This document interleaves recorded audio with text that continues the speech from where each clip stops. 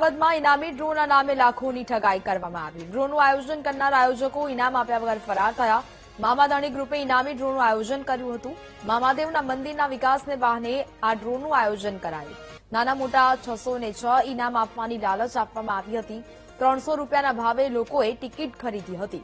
15મી જાન્યુઆરીએ ડ્રો કર્યા પછી આયોજકો ફરાર થયા। ડ્રોમાં કોઈને 2 લાખ તો કોઈને 11 લાખ રૂપિયાનું ઇનામ લાગ્યું હતું। ઇનામ આપ્યા વગર જ આયોજકો ફરાર થતા લોકોમાં રોષ વ્યાપ્યો છે।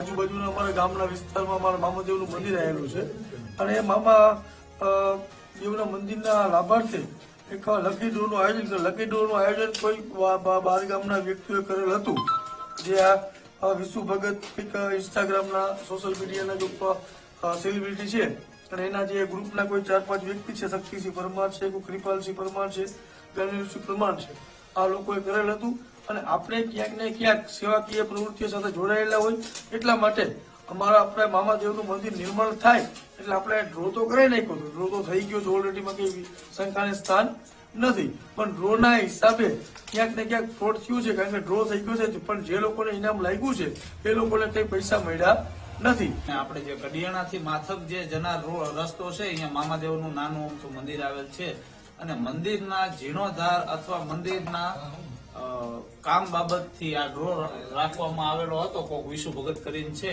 હવે અહીંયાથી મારા ભત્રીજાએ રાજકોટ જે કારખાનામાં કામ કરે છે મારો ભત્રીજો, એ ટિકિટ લીધી હતી।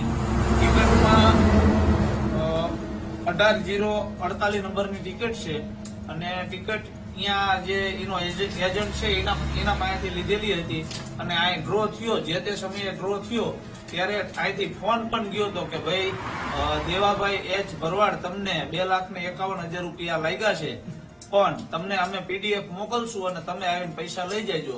હવે આ વાતને આજકાલ કરતા 5 થી 7 દિવસ થયા, આયોજકો કોઈ ફોન રિસીવ કરતા નથી।